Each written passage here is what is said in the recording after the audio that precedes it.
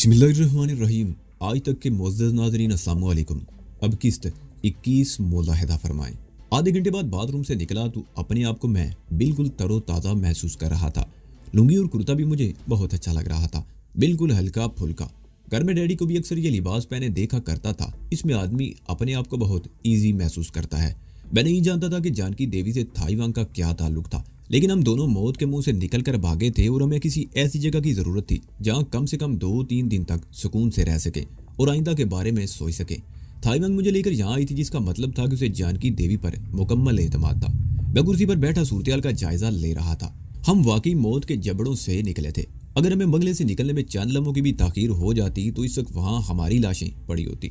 हम तो उनके हाथ नहीं आए, लेकिन उन्होंने थाईवान के बंगले को आग लगा दी थी। उस बंगले में लाखों का सामान भरा हुआ था, हर चीज कीमती थी। उसने ये घर बनाने में बड़ी मेहनत की थी। घर, वो आशियाना जिसकी दहलीज पर कदम रखते ही माँ की आगोश जैसा आराम और सुख मिलता है, लेकिन अब वहाँ कुछ नहीं था। सब कुछ जलकर राख हो चुका था और मुझे इसका बहुत दुख था। और मैंने ये अहद कर लिया था कि इस बर्बादी का इंतकाम जरूर लूंगा। ये सब कुछ सोचते हुए मेरी आंखों के सामने मास्टर फू की मौत का मंजर उभर आया। उसे किस बेदर्दी से कत्ल किया गया था। उनके हंगामे की वजह से मुझे और थाईवान को होटल से भागने का मौका मिल गया था, लेकिन उन्होंने दूसरे ही दिन होटल में रह जाने वाली थाईवान की कार से हमारा पता चला लिया था।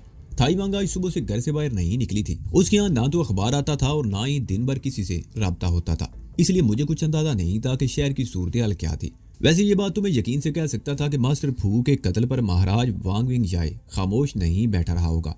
मास्टर फू उसका बहुत खास आदमी था। मैं ये सब कुछ जानने के लिए बेचैन था कि क्या हुआ था। यकायक मुझे भूख का एहसास होने लगा। दोपहर को भी मैंने खाना बड़ी बेदिली से खाया था और इस वक्त हम शाम की चाय पी रहे थे जब वो फोन कॉल आई थी और उस वक्त से अब तक भाग दौड़ी हो रही थी। जिंदगी के लाले पड़े हुए थे, पेट का ख्याल किसे आता, लेकिन अब चाय बना मिली तो भूख भी एहसास दिलाने लगी थी। मैंने कुर्सी से उठकर बाहर जाने के लिए जैसे ही दरवाजा खोला ठिठक कर रुक गया। बूढ़ी बिंदु साथ वाले कमरे के दरवाजे से कान लगाए खड़ी थी। उसका रुख दूसरी तरफ था, इसलिए वो मुझे देख नहीं सकी थी। मैंने आहिस्ते से दरवाजा बंद कर दिया। मेरे दिल में अनजाना सा खौफ सर उभारने लगा। मुझे समझने में देर न लगी कि इस कमरे में जानकी देवी और थाईवांग मौजूद थी और बिंदु चोरी छपे उनकी बातें सुन रही थी। बिंदु की सरकत ने मुझे बहुत कुछ सोचने पर मजबूर कर दिया और मैं फौरी तौर पर इस नतीजे पर पहुंचा कि यह बूढ़ी हिंदू औरत काबिल एतमाद ना थी और हमारे लिए खतरे का बायस बन सकती थी और थाईवांग को इससे आगाह करना जरूरी था। 2 मिनट बाद मैंने दरवाजा खोला। इस मरतबा जानबूझकर आवाज पैदा करने की कोशिश की थी और जब मैं बाहर निकला तो बिंदु सीढ़ी की तरफ जा रही थी। मैंने साथ वाले दरवाजे पर हल्की सी दस्तक दी तो दरवाजा खुल गया। आओ, हम तुम्हारा ही इंतजार कर रहे थे, जानकी ने मुस्कुराते हुए कहा, लेकिन फिर थाईवान की तरफ देखते हुए बोली, मेरा ख्याल है पहले खाना खा लें, फिर इत्मीनान से बैठकर बातें करेंगे। हम लोग नीचे ड्राइंग रूम में आ गए। टेबल ज्यादा बड़ी नहीं थी। उस पर चुना हुआ खाना देखकर मुझे अंदाजा लगाने में दुश्वारी पेश नहीं आई कि यह खाना बाजार से मंगवाया गया था। इसमें गोश्त भी था। हमें भी खाना ही खा रहे थे कि एक नौजवान अंदर दाखिल हुआ। उसकी उम्र 18-19 साल रही होगी। सर के बाल बेतहाशा बड़े हुए थे। जीन्स की पैंट और सुरमई रंग की टी शर्ट जिस पर हॉलीवुड के फिल्म स्टार वैन डैम की तस्वीर छपी हुई थी। उसकी दाहिनी कलाई में स्याह चमड़े का तकरीबन 3 इंच चौड़ा बैंड था, जिसमें ड्राइंग पिन्नों जैसी स्टील की कीलें लगी हुई थी। अपनी सुरिये से वो कोई सड़क शाप गुंडा ही लगता था। थाईवान को तो शायद वो पहले ही से जानता था, इसलिए उस पर ज्यादा तवज्जो नहीं दी। अलबत्ता मुझे वो बड़ी गहरी नजरों से देख रहा था और मैं अपने आप में अजीब सी बेचैनी महसूस करने लगा था। मोटर बाइक मैंने लम फैनी बॉक्सिंग स्टेडियम के पार्किंग एरिया में छोड़ दिया दी थी। मिलाकर वो जानकी की तरफ देखते हुए बोला, पुलिस खुद ही उसके मालिक का सुराग लगा लेगी। ठीक है, अब तुम जाओ, जरूरत होगी तो तुम्हें बुला लूंगी, जानकी ने कहा और वो मेरी तरफ देखता हुआ बाहर चला गया। खाने के बाद हम ऊपर आ गए। मैं दूसरी कमरे में आ गया और वो दोनों साथ वाले कमरे में चली गई। मैं बिस्तर पर लेटा इस नई सूरत का जायजा लेने लगा। बूढ़ी बिंदु के रवैये ने मेरे दिल में तरह तरह के शकूक व शुबहात पैदा कर दिए थे और फिर गुंडों जैसी उलियों वाला वो नौजवान, मेरे दिल में उलझन बढ़ती जा रही थी। पता नहीं मैं अपने आप को यहाँ गैर महफूज क्यों समझ रहा था। मैं थाईवान से बात करना चाहता था, लेकिन मुझे इसका मौका नहीं मिल रहा था। मैं जैसे जैसे सोचता गया मेरी उलझन बढ़ती गई। दिमाग में चींटियां सी रेंगती हुई महसूस होने लगी। अचानक मेरे ज़हन में एक और ख्याल आया। मैं बेड से उतरकर कालीन पर दबे कदमों चलता हुआ दरवाजे के करीब आया और बड़ी आहिस्ती से दरवाजा खोलकर बाहर झांका और उसके साथ ही मेरे पूरे जिस्म में सनसनी की एक लहर दौड़ गई। बूढ़ी बिंदु दूसरे कमरे के दरवाजे से कान लगाए खड़ी थी। उसका रुख इस वक्त भी दूसरी तरफ था। मैं अपनी जगह पर बेहिसू हरकत खड़ा उसकी तरफ देखता रहा और फिर सोचा कि आगे बढ़कर इसे गिरफ्त में ले लूं। इस तरह रंगे हाथों पकड़े जाने पर वो बता भी देगी कि चुप कर उनकी बातें क्यों सुन रही है और मेरे खदशात की तस्दीक भी हो जाएगी। लेकिन इससे पहले कि मैं अपनी सोच पर अमल करता, सीढ़ियों पर कदमों की आवाज सुनाई थी। मैं जल्दी से पीछे हट गया और आहिस्ते से दरवाजा बंद कर दिया और खिड़की की तरफ आ गया। खिड़की के सामने नीले रंग का दबीज पर्दा पड़ा हुआ था। मैंने पर्दे का किनारा सिरकाकर बाहर झांका। हुंडू जैसे उलियों वाला वही नौजवान सबसे ऊपर वाली सीढ़ी पर खड़ा इशारा कर रहा था। उसके चंद सेकंड बाद ही बिंदु मेरे कमरे के सामने से गुजरते हुए सीढ़ियों की तरफ चली गई और फिर वो दोनों सीढ़ियां उतरकर मेरी नजरों से ओझल हो गए। मैं नहीं जानता था कि उस बदियत नौजवान और बूढ़ी बिंदु में क्या रिश्ता था, लेकिन मुझे ये समझने में देर ना लगी कि वो दोनों हमारे खिलाफ कोई साजिश कर रहे थे। मेरे हवाले से शहर में उन्हीं दिनों से हंगामे हो रहे थे। हो सकता है कभी थाई वांग ने बिंदु की मौजूदगी में जानकी देवी को मेरे बारे में कुछ बता दिया हो। जब हम यहाँ आए थे तो बिंदु समझ गई होगी कि मैं वही नौजवान हूँ और फिर वो मोटरसाइकिल भी उसी नौजवान के हाथ कहीं भिजवा दिया गया था। ये बात उस गुंडे ने मेरे सामने ही बताई थी।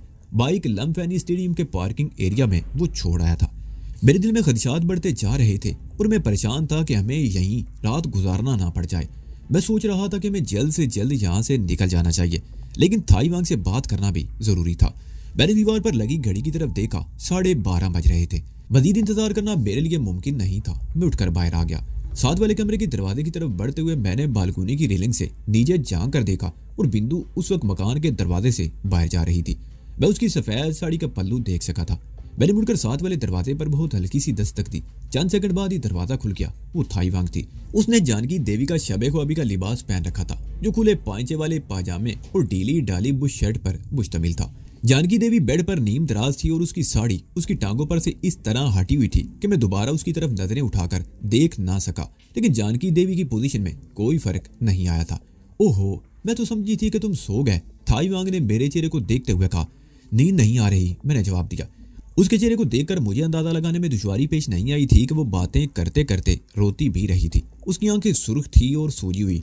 शायद अकेले बैठे बोर हो रहे हो, आ जाओ, यहीं आ जाओ, हम ऐसी बातें नहीं कर रहे। ये अल्फाज जानकी देवी ने कहे थे, जो अब सीधी होकर बैठ गई थी। मैं कमरे में आकर एक कुर्सी पर बैठ गया। थाई वांग जानकी के साथ बेड की पूछ से टेक लगाकर बैठ गई। मेरा अंदाजा दुरुस्त निकला, वो दोनों इसी मौजू पर बात कर रही थी। मैं समझती हूँ कि तुमने इसे सहारा देकर बहुत बड़ी नेकी की है, जानकी देवी ने थाई वांग की तरफ देखते हुए कहा। उसका इशारा मेरी तरफ था।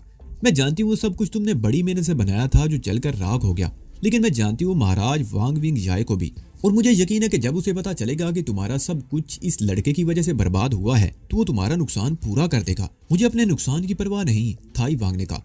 जब मैं इसे अपने घर लेकर आई थी तो मुझे उसी वक्त अंदाजा हो गया था कि इसे पनाह देकर मैंने दुनिया के सफाक तरीन इंसानों से दुश्मनी मोल ली है। मैं जानती थी कि वो एक ना एक दिन मुझे भी ढूंढ निकालेंगे, लेकिन मेरे दिल में कोई खौफ नहीं था। मुझे तुम दोनों से हमदर्दी है, जानकी देवी ने कहा। बहुत अच्छा किया कि तुम यहाँ आ गई, लेकिन मैं समझती हूँ कि तुम्हारा ज्यादा दिन यहाँ रहना भी मुमकिन नहीं। आज की रात तो गुजार लो, कल शाम के बाद मैं तुम लोगों को नानथा बोरी वाले मकान में भेज दूंगी। वहाँ तुम लोग किसी खौफ व खदशे के बगैर चंद रोज आराम से रह सकोगे। अच्छा, अब मैं चलती हूँ, तुम लोग भी सो जाओ, अब सुबह मुलाकात होगी। जानकी देवी उठकर चली गई। हम दोनों भी उसके साथ ही कमरे से बाहर आ गए और बालकोनी की रेलिंग के करीब खड़े उसे देखते रहे। निचले आंगन में पहुंचकर उसने हमारी तरफ देखते हुए हाथ हिलाया और एक कमरे में चली गई। उसके कुछ ही देर बाद मैंने गुंडों जैसे उलिये वाले उस नौजवान को भी देखा जो एक कमरे से निकलकर हमारी तरफ देखता हुआ बाहर चला गया। ये कौन है? मैंने थाई वांग की तरफ देखते हुए मदम लहजे में पूछा। ये बिंदु का नवासा है, थाई वांग ने बताया। बिंदु की बेटी इंदिरा बहुत बदकिस्मत वाकई हुई थी। उसका शराबी शोर उसे बहुत मारता था, वो जुआ भी खेलता था। राजू की पैदाइश के बाद एक रोज वो अपनी बीवी को भी जुए में हार गया। राजू सब बहुत छोटा था, 5-6 महीने का। इसकी मां ने गले में फंदा डालकर खुदकशी कर ली। इसके बाप को पुलिस ने पकड़ लिया, लेकिन वो जेल से भागने की कोशिश में पुलिस की गोली का निशाना बनकर खत्म हो गया। राजू को इसकी मां की नानी बिंदु ने पाला है, लेकिन वो अच्छा लड़का नहीं है, आवारा लोगों के साथ फिरता है। और बिंदु कौन है? मैंने दूसरा सवाल किया। जानकी की मुलाजमा, थाई वांग ने जवाब दिया। इसने जानकी को गोद में खिलाया है। जानकी राजू को पसंद नहीं करती, मगर बिंदु की वजह से इसे रखा हुआ है। क्या तुम्हारे ख्याल में ये लोग काबिले एतमाद हैं? जानकी को तुम कब से जानती हो? मैंने एक और सवाल किया। कई साल से, थाई वांग ने जवाब दिया। वो जानला में मेरी तरफ देखती रही, फिर बोली, यहाँ खड़े होकर ऐसी बातें करना ठीक नहीं, आओ अंदर आओ। मैं उसके साथ कमरे में आ गया। दरवाजा मैंने जानबूझकर खुला ही रहने दिया। तुम्हें इनके बारे में क्या शुबा है? जानकी मेरी काबिले एतमाद दोस्त है, वो मुझे धोखा नहीं दे सकती, लेकिन बिंदु और उसका नवासा राजू हमें धोखा देने की कोशिश कर रहे हैं। मैंने उसके चेहरे पर नजरें जमाते हुए कहा और फिर उसे बूढ़ी बिंदु के बारे में बताने लगा कि वो किस तरह छुपकर उनकी बातें सुनती रही थी। मैंने उसे राजू के बारे में भी अपने खदशात से आगाह कर दिया। फैतान! वो अचानक ही मुझ से लिपट गई। उसकी आवाज एकदम भर आ गई थी। मैंने उसका कंधा थपथपाते उसे अपने से अलग किया। हम कहाँ जाएंगे? वो गुलू गिरफ्ता सी आवाज में बोली। जब हम वहां से भागे थे तो मुझे एक यही पनाहगाह नजर आई थी, इसलिए मैं यहाँ आ गई, लेकिन तुमने जो कुछ बताया वो भी गलत नहीं हो सकता। जानकी देवी के खुलूस में कोई शुबा नहीं, ये हमें धोखा नहीं दे सकती। लेकिन राजू, उस पर वाकई भरोसा नहीं किया जा सकता। हम जिस हालत में यहाँ आए थे वो समझ गया होगा कि हम किसी उस्ताद में मुब्तला हैं। हमारी बातें सुनकर बिंदु ने उसे बता दिया होगा कि तुम कौन हो। राजू को मैं अच्छी तरह समझती हूँ, वो ना अपनी नानी के कंट्रोल में है और ना जानकी देवी के। हो सकता है वो इस वक्त भी किसी जोड़ तोड़ में मसरूफ हो। उसका बार बार बाहर आना जाना भी मुझे शुबहात में मुब्तला कर रहा है।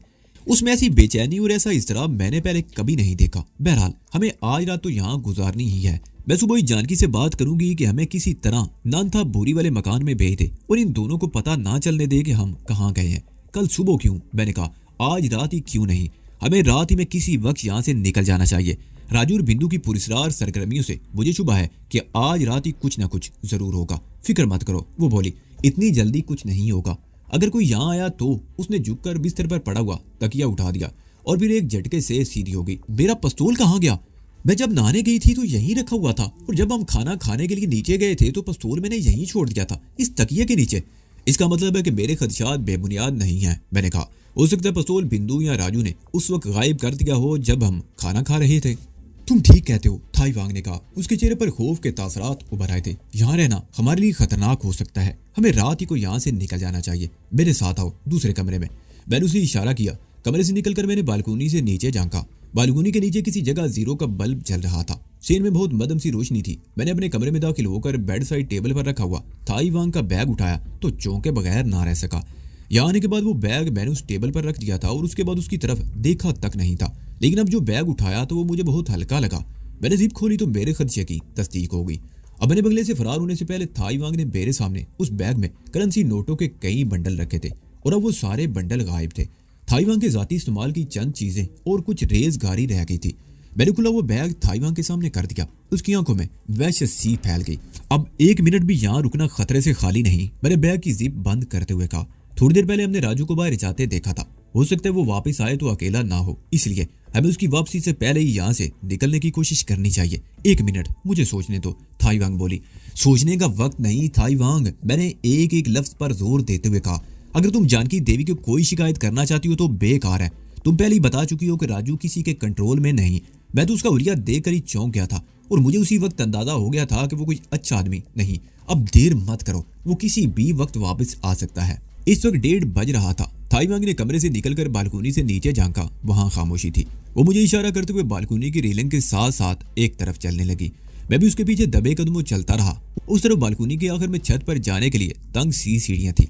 हम दबे कदमों सीढ़ियां चढ़ते चले गए। सीढ़ियों पर तारीकी थी और उनके इख्तिताम पर दरवाजा था जो बंद था। मैं दरवाजे को टटोलने लगा। 2 फुट की इस दरवाजे पर ऊपर जंजीर लगी हुई थी। मैंने बड़ी एहतियात से जंजीर हटाई और फिर अचानक ही जंजीर मेरी उंगलियों से फिसल कर दरवाजे पर लगी। खट की हल्की सी आवाज उभरी, लेकिन ये आवाज भी सन्नाटे में बम धमाके से कम नहीं थी।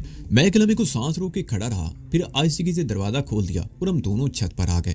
दाईं बाईं 4-4 मंजिला मकान थे। गली के रुख पर तकरीबन 3 फुट ऊंची मुंडीर थी और पिछली तरफ एक सिंगल स्टोरी मकान था।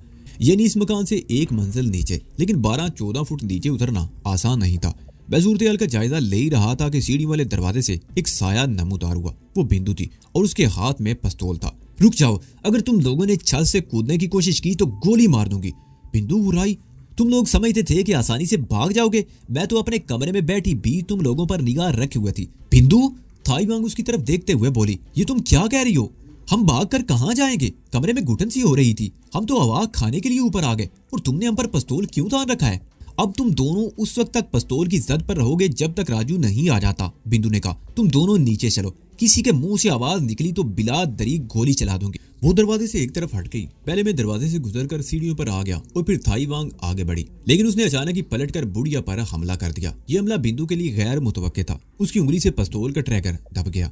गोली सीढ़ियों की छत पर लगी। थाई वांग ने उसे दूसरा फायर करने का मौका नहीं दिया और कलाई मरोड़कर पिस्तौल छीनकर छत पर फेंक दिया। मैंने झपटकर पिस्तौल उठा लिया। थाई वांग बिंदु से लिपट गई। उसने एक हाथ से बिंदु का मुंह दबा रखा था ताकि वो शोर ना मचा सके और फिर वो दोनों नीचे गिरकर एक दूसरे से गुत्थम गुत्था हो गई। मैं पिस्तौल की सीढ़ियों पर खड़ा रहा। मेरा ख्याल था कि फायर की आवाज से जानकी जाग गई होगी, लेकिन शायद वो गहरी नींद में थी और उसकी आंख नहीं खुली थी।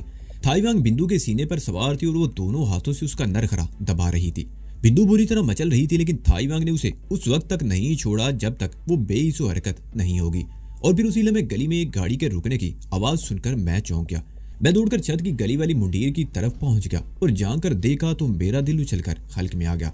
राजू एक और गुंडे के साथ कार से उतर रहा था। मैं दौड़कर थाई वांग के करीब पहुंच गया। राजू आ गया है, उसके साथ एक और बदमाश भी है। मैंने कहा जल्दी करो, इस मकान की छत पर छलांग लगा दो। लेकिन 12-14 फुट की बुलंदी से छलांग लगाने का मतलब था कि अपनी कोई हड्डी तुड़वाई जाती। अचानक मेरे जहन में एक और ख्याल आया। मैंने पिस्तौल थाई वांग को थमा दिया। पहले सीढ़ियों का दरवाजा बंद करके बाहर से कुंडा लगाया, फिर बिंदु की साड़ी खोलने लगा। बिंदु बेहोश थी या मर चुकी थी। साड़ी खींचने से भी वो फर्श पर लौटती रही। साड़ी खोलकर उसका एक सिरा मैंने मुंडीर से बांध दिया और दूसरा सिरा पिछले मकान की तरफ लटका दिया। थाई वांग मुंडीर पर चढ़कर दूसरी तरफ लटक गई और साड़ी के सारे आहिस्ता आहिस्ता नीचे उतरने लगी। उसी वक्त सीढ़ियों पर दौड़ते हुए कदमों की आवाज सुनाई दी और फिर यूं लगा जैसे दर्द से कमरों के दरवाजे खोले गए हों। और फिर राजू की आवाज सुनाई देने लगी। वो थाई जबान में चीख चीख कर कुछ कह रहा था और फिर ऊपर वाली सीढ़ी पर दौड़ते हुए कदमों की आवाजें सुनाई देने लगी। मैं मुंडीर पर चढ़कर साड़ी से लटक गया और बड़ी तेजी से नीचे फिसलने लगा। मैं नीचे वाली छत पर पैर रखा ही था कि ऊपर सीढ़ियों का दरवाजा पीटने की आवाज सुनाई देने लगी। लगता था जैसे दरवाजा तोड़ दिया जाएगा। उस तरफ साथ साथ 2-3 मकान सिंगल स्टोरी में थे। हम एक मकान से दूसरे और दूसरे से तीसरे मकान की छत पर आ गए और फिर हमें नीचे उतरने का रास्ता भी मिल गया। हम गलियों में दौड़ते हुए इंडियन टेम्पल की तरफ निकल आए। सड़क पर सन्नाटा था। मंदिर बहुत बड़ा था।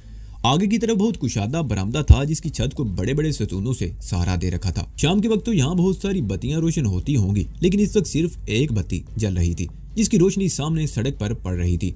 मंदिर से आगे कुछ दुकानें थी। उन दुकानों पर ज्यादातर चीजें फरोख्त होती थी जो मंदिरों में चढ़ावे के तौर पर चढ़ाई जाती थी। हम जानकी देवी के घर से तो भाग आए थे, लेकिन अब हमारी समझ में नहीं आ रहा था कि जाएं कहाँ। राजू और उसका साथी हमारे ताकुब में थे और मुझे यकीन था कि हम बहुत जल्द पकड़े जाएंगे। दुकानों के साथ 2 टेलीफोन बूथ देखकर मेरी आंखें चमक उठी। मास्टर फू के जिम्नाजियम फोन करके इतला दो। मास्टर हुजन तो वहां मौजूद होगा, वो हमारी मदद को आ सकता है, मैंने थाई वांग से कहा। थाई वांग फौरन ही एक फोन बूथ की तरफ लपकी। उसने पिस्तौल मेरे हवाले कर दी और बैग लेकर बूथ में दाखिल हो गई। उसने बैग में से कुछ सिक्के निकाले और फिर फोन नंबर मिलाने लगी। मैं बूथ के बाहर खड़ा मोहतात नजरों से इधर उधर देखने लगा। तकरीबन 2 मिनट बाद थाई वांग टेलीफोन बूथ से बाहर आ गई। मास्टर हुजन ने कॉल रिसीव की थी। उसने मेरी तरफ देखते हुए कहा, मैंने उसे यहाँ का पता समझा दिया है, वो अपने आदमी लेकर थोड़ी देर में यहाँ पहुंच जाएगा। मैं कुछ कहना ही चाहता था कि एक कार तेज रफ्तारी से इस सड़क पर मुड़ी। ब्रेकों की तेज चिड़चिड़ाहट की आवाज फिजा में फैल गई। ड्राइवर शायद मोड़ते हुए कार की तेज रफ्तारी पर काबू नहीं पा सका था। कार मोड़ पर एक दुकान के बंद शटर से टकरा गई। ये वही है, मैंने थाई वांग की तरफ देखते हुए कहा। भागो उस तरफ, मंदिर के बरामदे में। हम दौड़ते हुए मंदिर के बरामदे में आ गए। यहाँ बड़े बड़े स्टून हमें वक्ती तौर पर पनाह दे सकते थे। हम एक स्टून के पीछे खड़े हो गए। राजू और उसका साथी कार से उतरकर गली में इधर उधर देख रहे थे। उन दोनों के हाथों में खंजर थे। राजू का साथी तो मंदिर के सामने से गुजरता हुआ आगे निकल गया और राजू बरामदे में आ गया। वो एक स्टोन के पीछे देख रहा था। बहुत मोहतात था वो। हम जिस गोल स्टोन के पीछे छुपे हुए थे वो इतने मुहित में था कि अगर मैं और थाई वांग मिलकर भी कोशिश करते तो हमारी बाहों की लपेट में नहीं आ सकता था। लेकिन उसके पीछे एक ही जगह खड़े रहना हमाकत ही होती। राजू की पोजीशन देखते हुए हम भी पिलर के साथ साथ घूम रहे थे। अचानक चिकने फर्श पर मेरा पैर फिसल गया और मैं धड़ाम से पुश्त के बल नीचे गिरा। मैं उठने की कोशिश कर रहा था कि राजू एकदम उछलकर मेरे सामने आ गया। मुझे देखकर उसने वैश्याना अंदाज में कैका लगाया। उसका चेहरा बहुत भयानक लग रहा था। वो खंजर लहराता हुआ मेरी तरफ लपका। मुझे मौत आंखों के सामने नजर आ रही थी। उसने खंजर वाला हाथ ऊपर उठाया और वार करने के लिए नीचे झुका। मैंने उसके वार से बचने के लिए अपने आप को तैयार कर लिया था, लेकिन उसी लम्हे फिजा फायर की आवाज से गूंज उठी। थाई वांग की चलाई हुई गोली राजू के सीने में लगी। उसके मुंह से निकलने वाली चीख बड़ी भयानक थी। खंजर उसके हाथ से निकलकर फर्श पर गिर गया। वो एक झटके से सीधा हो गया। उसका हाथ सीने पर था जहां गोली लगी थी। वो 5 सेकंड कटे हुए दरख्त की तरह लहराता रहा और फिर तेवरा कर नीचे गिरा। मैं इसी दौरान में अपनी जगह पर पड़ा वैश्य ज्यादा सी नजरों से उसकी तरफ देख रहा था। उसके खून के कुछ छींटे मेरे लिबास और चेहरे पर भी पड़े थे। मैं एक झटके से उठ गया और कुर्ते की आस्तीन से चेहरे का खून पहुंचने लगा। इस वक्त मुझे बड़ी कराहत महसूस हो रही थी। यह गनीमत था कि टेलीफोन बूथ से निकलते ही थाई वांग ने मेरे हाथ से पिस्तौल ले लिया था। अगर वो पिस्तौल मेरे पास होता तो शायद मैं उसे सलीके से इस्तेमाल न कर पाता, क्योंकि ये हथियार मैंने जिंदगी में पहली मर्तबा हाथ में लिया था। थाई वांग मेरा हाथ पकड़कर बरामदे की तरफ सीढ़ियों की तरफ दौड़ी। हम सीढ़ियां उतरकर सड़क पर दौड़ने लगे और उस कार के पीछे जाकर छुप गए जो दुकान के शटर से टकराकर रुक गई थी। राजू का साथी भी फायर की आवाज सुनकर पहले मंदिर के बरामदे में घुसा, फिर उसने हमारे पीछे दौड़ लगा दी। हम कार के पीछे खड़े थे और वो बदमाश हमारे सामने कार के दूसरी तरफ। उसके हाथ में खंजर था। उसकी शक्ल देखते ही मैं चौंक गया। ये वही बदमाश था जिसे हमने इंदिरा रंजीत होटल के गेट के सामने निगरानी करते देखा था। तुम लोग बच नहीं सकते, अपने आप को हमारे हवाले कर दो। वो खंजर वाला हाथ लहराते हुए घुराया। भाग जाओ यहाँ से वरना मैं तुम्हें गोली मार दूंगी। थाई वांग ने पिस्तौल वाला हाथ ऊपर उठा लिया, लेकिन लगता था पिस्तौल का उस पर कोई असर नहीं हुआ था। मैंने इधर उधर देखा, कार की पिछली सीट पर एक हाकी पड़ी हुई थी। मैंने फुर्ती से झुककर वो हाकी उठाई। थाई वांग के हाथ से एक खून हो चुका था और मैं समझ गया था कि अब वो गोली चलाने में हिचकिचा रही थी, लेकिन मैं ये भी जानता था कि अगर जरूरत पड़ी तो वो गोली चलाने से दरेग नहीं करेगी। मैं हाकी पकड़कर कार के ऊपर से घूमकर सामने आ गया। उस बदमाश के होंठों पर तंजिया सी मुस्कुराहट आ गई। मैंने हाकी पकड़कर उस पर हमला कर दिया, लेकिन वो न सिर्फ उस हमले से बच गया बल्कि उसने भी जवाबी वार किया था। खंजर ने मेरे बाजू से कुर्ता चीर दिया। मैं मोहतात हो गया। वो तरबियत याफ्ता स्ट्रीट फाइटर था और मैं अनाड़ी। बल्कि ये मेरी जिंदगी का पहला तजर्बा था कि मैं इस तरह किसी मुकाबले पर आया था और ये मेरी जिंदगी और मौत का मामला था। मैंने फिर उस पर हमला किया। वो इस मर्तबा भी बच गया, लेकिन मैंने संभलने का मौका दिए बगैर उस पर दूसरा हमला किया। इस मर्तबा मुझे मायूसी नहीं हुई। हाकी उसके बाएं कंधे की हड्डी पर लगी। वो बिलबिला उठा, लेकिन मैंने अगला वार किया तो उसने बड़ी फुर्ती से एक हाथ से हाकी पकड़ ली और दूसरे हाथ से खंजर का वार कर दिया। मैं बड़ी फुर्ती से नीचे बैठ गया। उसके साथ ही मैंने हाकी को भी जोरदार झटका दिया। वो मेरे ऊपर से कलाबाजी खाता वो पुश्त के बल पीछे गिरा। मैं उससे पहले ही संभल गया और उसे संभलने का मौका दिए बगैर उस पर पे दर पे हाकी से वार करने लगा। वो जमीन पर लूट लूट कर अपने आप को बचाने की कोशिश कर रहा था। मारो और मारो, थाई वांग चिल्ला रही थी। मार दो इसे, खत्म कर दो। वो हाथ में पिस्तौल लिए कभी एक तरफ हो जाती और कभी दूसरी तरफ। मैं ये नहीं कहूंगा कि मैं इस किस्म की लड़ाई का माहिर बन गया था और मैं उस बदमाश से ज्यादा बहादुर था। मुझे तो लड़ने का ढंग भी नहीं आता था, लेकिन जब मौत ताकुब में हो तो बहुत सी बातें समझ में आ जाती हैं। मेरे अंदर भी इस वक्त हौसला पैदा हो गया था और वो झिझक दूर हो गई थी जो शरीफ लोगों को लड़ाई झगड़ों से दूर रखती थी। पहले फायर और फिर शोर की आवाजें सुनकर मंदिर के 2-3 पुजारी जेली दरवाजा खोलकर बाहर आ गए थे। उस गली में दुकानों के ऊपर रिहायशी मकान थे। उन लोगों ने भी आवाजें सुनी होंगी। लोग नींद से बेदार हो गए होंगे, लेकिन बाहर कोई नहीं आया था। अलबत्ता बाज लोग खिड़कियों से झांक रहे थे। इसी दौरान में खुली छत वाली एक जीप ब्रेकों की तेज चिड़चिड़ाहट की आवाज के साथ वहां आ रुकी। मास्टर हुचन और उसके साथ 3 और आदमी छलांगे लगाकर जीप से उतरे। सूरत-ए-हाल देखकर मास्टर हुचन ने अपने आदमी को दूर ही रोक लिया। शाबाश, मास्टर हुचन चीखा। मारो और मारो, सर पर जोर से। मास्टर हुचन चीखा और फिर वो सब चीख चीख कर मेरा हौसला बढ़ाने लगे। मैंने रिंग में मुकाबलों के दौरान में खिलाड़ियों के हमायतियों को इस तरह चीखते हुए देखा था। रिंग के बाहर बैठे हुए तमाशाई इस तरह चीख चीख कर अपने पसंदीदा खिलाड़ी का हौसला बढ़ाते थे और वो जोश व खरोश से अपने हरीफ पर हमले करता था।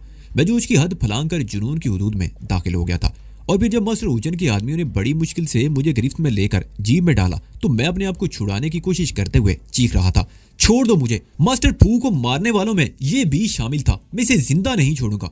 हुचन के आदमी मुझे गिरफ्त में लिए हुए थे और फिर थाई वांग ने मुझे अपनी आगोश में समेट लिया। वो कुछ कह रही थी, आवाज मेरी समाज से टकरा रही थी। मैं बदतरीज पुरसुकून होता चला गया और जब अपने आप को संभाल कर सीधा हुआ तो जीप तेज रफ्तारी से एक सुनसान सड़क पर दौड़ रही थी। वो मेरे हाथों होने वाला पहला कत्ल था। इसमें शुबा नहीं कि मैंने जो कुछ भी किया था अपने दिफा में किया था, अपने आप को बचाने के लिए किया था। दुनिया का कोई भी कानून और कोई भी माशरा आपको जाती दिफा का हक इस्तेमाल करने से रोक नहीं सकता।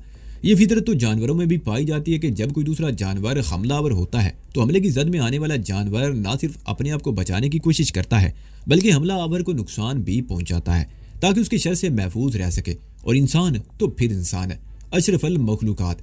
खुदा ने इस मखलूक के अशरफ को सोचने समझने की सलाहियत दी है और इसने अपने आप को दूसरों के शर से महफूज रखने और उन्हें नुकसान पहुंचाने के लाखों हथकंडे ईजाद कर रखे हैं। अगर कोई बिला इश्तियाल और बिला किसी माकूल वजह के दूसरे पर हमला करे तो वो जारे और जालिम कहलाता है और दूसरा फरीक मजलूम जिसका साथ दूसरे लोग भी देते हैं उसके हक में आवाज उठाते हैं। मैं अपने आप को मजलूम ही समझता था। मैंने किसी के साथ ज्यादती नहीं की थी, किसी को कोई नुकसान नहीं पहुंचाया था, लेकिन वो लोग मेरी जान के दुश्मन बने हुए थे। मुझे सफ़े हस्ती से मिटा देना चाहते थे। मैं मजलूम था और इसलिए लोग मेरा साथ देने पर तैयार हो जाते। चाचा प्रताप सिंह ने मुझ पर जुल्म होते देखा था। मुझे उन लोगों से बचाने के लिए उसने अपनी जान दे दी थी। महाराज वांग विंग जाए को मेरी सच्चाई का यकीन आ गया। उसने मुझे अपनी पनाह में ले लिया और मेरी तरबियत करने लगा ताकि मैं अपने दुश्मनों से खुद निमट सकूं। उसका एक बेहतरीन आदमी मास्टर फू मेरी हिफाजत करते हुए मारा गया। थाई वांग ने मुझे अपनी पनाह में लिया। वो एक कमजोर औरत थी और ये जानती थी कि उसका अंजाम क्या हो सकता है, लेकिन उसने हाथ नहीं खींचा।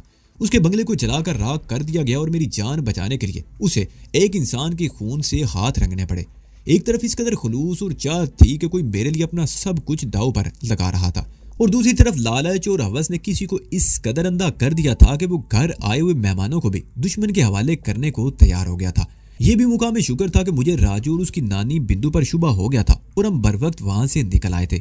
अगर सोचने में कुछ वक्त गुजार दिया जाता तो शायद मैं ये सब कुछ बताने के लिए जिंदा ना होता।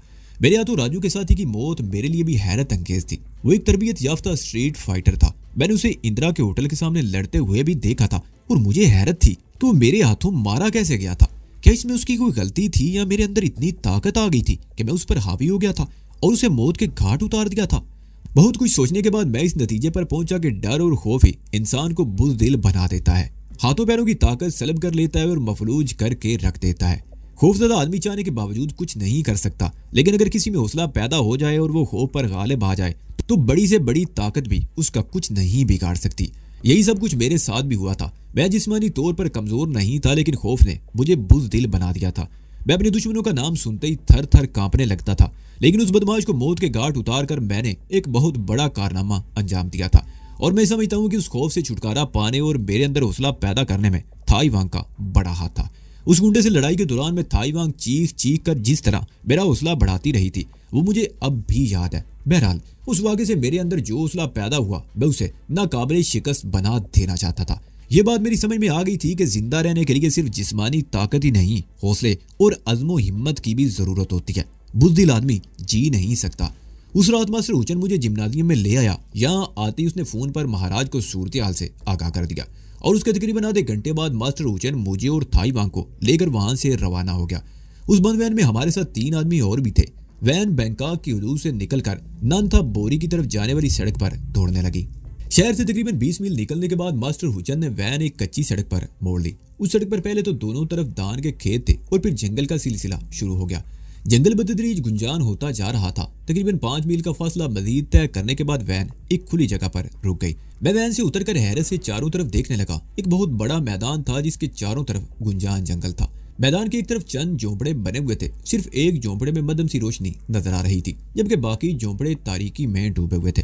वैन रुकने के चंद सेकंड बाद ही एक तरफ से गुर्राती हुई आवाज सुनकर मैं चौंक गया।